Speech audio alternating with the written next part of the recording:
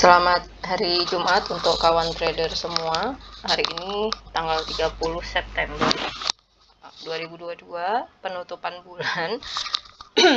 Hari ini saya akan mencoba untuk menganalisa grafik dari pasangan XEU USD. Setelah beberapa hari ini, sejak hari Rabu, dimulai dengan grafik harian yang naiknya cukup signifikan. Saya akan mencoba untuk menganalisa bagaimana gerak grafik untuk hari ini. Jadi kalau kita amati pada hari Rabu itu ada gerak yang signifikan, kira-kira sekitar 5.000 atau 4.900-an. Kemudian hari Kamis diikuti juga dengan pergerakan yang juga cukup tinggi, yaitu sekitar 2.500. Namun candlenya membentuk candle yang seperti ini.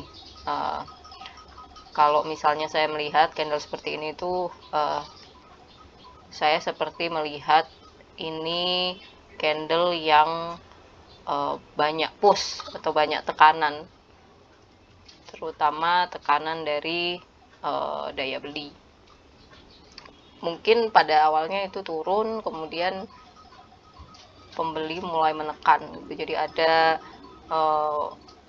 keinginan dari para market itu untuk membeli jauh lebih banyak daripada yang menjualnya, seperti itu. Namun bagaimana hari ini? Nah, ini kita lihat. Biasanya yang saya lakukan itu saya lihat dari yang paling lama dulu, maksudnya yang time frame-nya yang paling jauh dulu.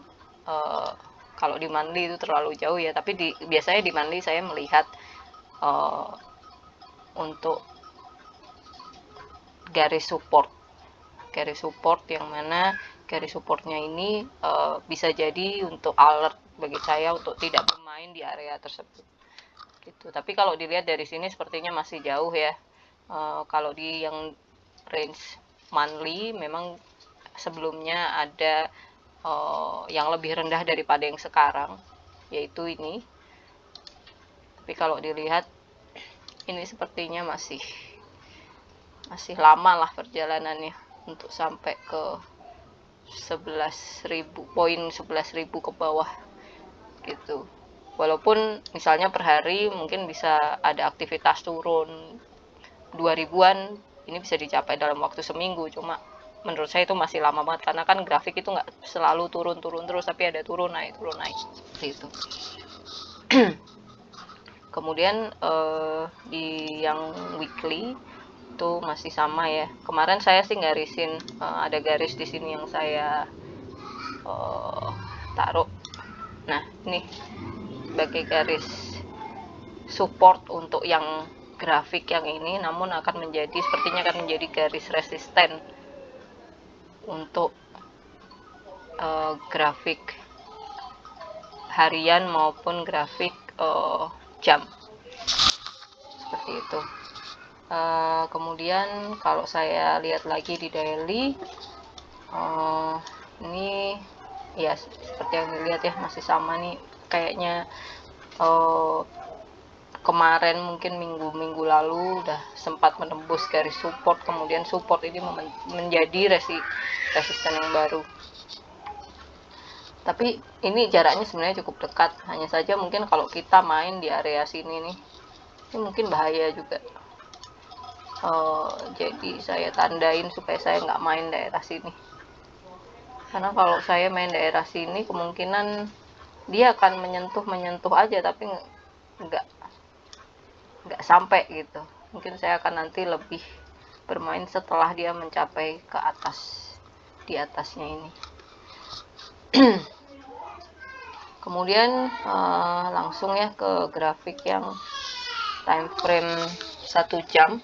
Nah, ini tadi kelihatan nih. Ini yang tadi saya bilang saya nggak mau main di area yang saya tandai biru nih, karena memang mungkin agak susah. Kalau dilihat dari sini sepertinya dia agak susah untuk naik, lagi ke atas gitu. Nah, oke. Biasanya saya pakai Fibonacci. Saya tarik ini ke yang paling tinggi sampai ke angka yang paling rendah. Saya gabungin juga antara Fibonacci yang retracement ini dengan Fibonacci yang expansion. Gunanya untuk apa? Gunanya sebenarnya untuk memastikan bahwa ada garis support dan resisten yang biasanya istilahnya yang semua saya jadi tahu garis support dan resisten dari segala jenis apa namanya ya teknikal. Kan kadang-kadang kita kan ini kan ada yang di sini, ada yang di sini nggak kena garis juga. Nah, saya ingin memastikan bahwa ya ada garis-garis tersembunyi yang akhirnya kelihatan. Oke, kita pakai ini yang zigzag dulu sebentar. Di mana nih yang zigzag? Custom biar mudah. Saya pakai zigzag ini. Oke, ini saya mungkin warnain putih biar cukup jelas. Stylenya saya ganti coba ya, widthnya aja, ketebalannya saya ganti. Nah, ini jadi saya jelas nanti naruhnya kemana gitu. Oke, coba saya pakai expansion untuk mengetahui support terdekat yang baru. Kalau mau mengetahui support terdekat yang baru, biasanya saya narik dari resisten sebelumnya, kemudian ke angka terendah setelahnya, kemudian yang terakhir yang ini saya tarik ke sini. Nah, ke angka tertinggi. Nah, di sini kelihatannya nih hampir sama ya, tapi kalau saya udah tahu gini biasanya saya nggak main di antara garis gap ini antara yang retracement dan yang expansion. Biasanya saya main awal di atasnya, di bawahnya gitu. Sekarang kita cari resisten yang baru dengan expansion juga. Ini ya titik terendah kedua. Setelah itu sebelum itu saya tarik ke sini ke yang agak tinggi, kemudian nah ini saya tarik ke sini. Nah ini garis resisten yang barunya kayaknya saya akan skip karena ada di sini. Mungkin akan saya ambil juga, tapi mungkin saya cuma ambil sedikit karena berani banyak banget. Karena ini kan kalau kita lihat tuh kan grafiknya tuh kayak turun terus itu. Saya takut aja nanti saya kepedean, saya ambil sampai istilahnya dari sini, saya ambil dari sini ke sini, taunya karena kan kalau melihat dari storynya kayaknya turun-turun terus, taunya ternyata kurang dari ini, malah atau mungkin bahkan saya hanya berani sini aja karena ini angka tertinggi pertama, ini pertama, kedua, ketiga turun terus. Jadi mungkin saya akan yang lebih turun lagi kayak segini. Tapi nanti saya nggak akan ambil ini dulu ya, saya nunggu pergerakan. Kira-kira mungkin udah nyampe sini baru nanti saya ambil. Oke, plan saya gimana? Plan saya nanti kalau melihat dari grafik yang kayak gini sebenarnya sangat simple. Untuk plannya yang pertama ini kalau dilihat dari sini, oke, ini udah ada, dia udah menyentuh garis retracement yang 61.8. Ini ada sedikit ekor di sini nih. Mungkin saya akan taruh sell stop di sini. Sorry nih, saya pisahin dulu. Ini saya rubah dulu jadi biru lah ya. Sorry, birunya jangan ini. Biru ini saya tipisin aja. Oke. Nah, ini saya taruh sell stop di sini.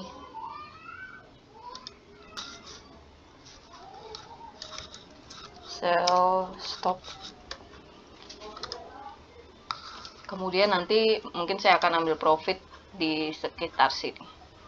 Nah, itu sekitar ya 400 pips gitu. Nah, kemudian nanti saya naruh stop lossnya di mana.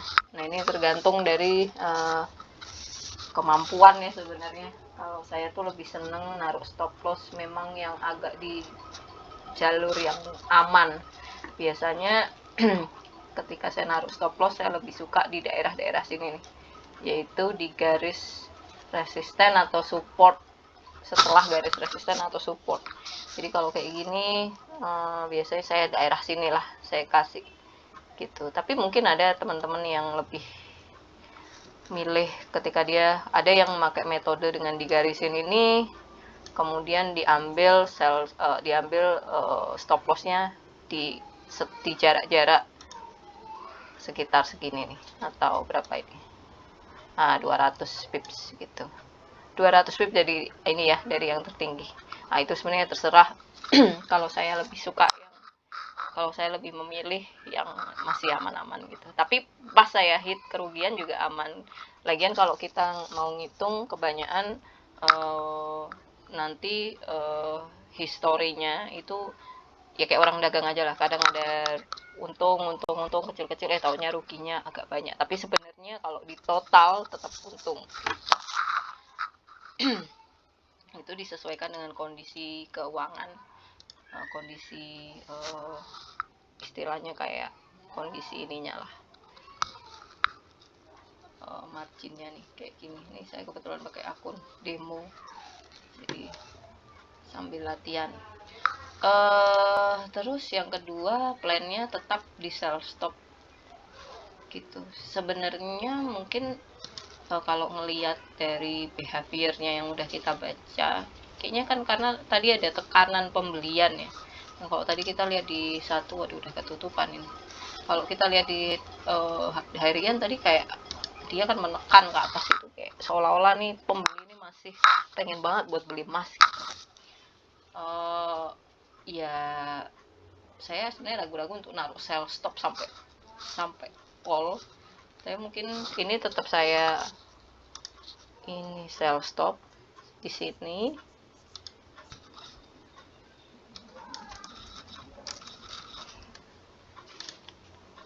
Nah, tapi mungkin saya naruh buy limit di sini. Tapi di sini saya tentu aja saya kasih sell stop lagi. Nah, terutama setelah garis yang ini. Gitu. Maaf. Salah garis ini aja. Nah, kenapa saya nggak pasang buy limit di sini? Soalnya kayaknya kalau melihat dari history yang ini, ketika dia udah jatuh ke sini, dia dia ada aktivitas beli, cuma nggak banyak gitu, lebih ke cenderung ke turun. Nggak tahu ya, itu feeling aja sebenarnya. Tapi yang ini kayak saya nggak buy limit, saya lebih milih buy limit yang yang di sini.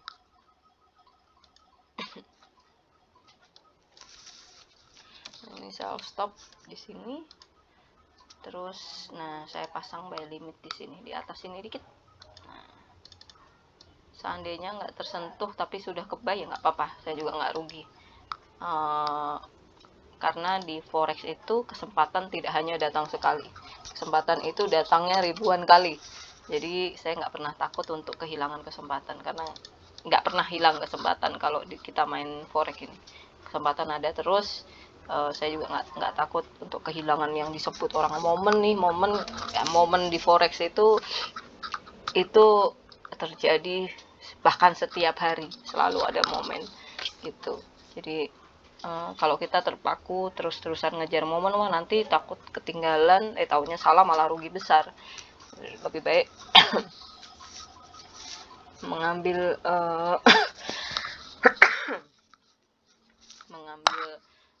langkah yang bijaksana untuk ini memutuskan apakah mau naruh di garis yang mana. Tapi sekali lagi, kalau ini tidak terhit ya nggak apa-apa gitu. Oke.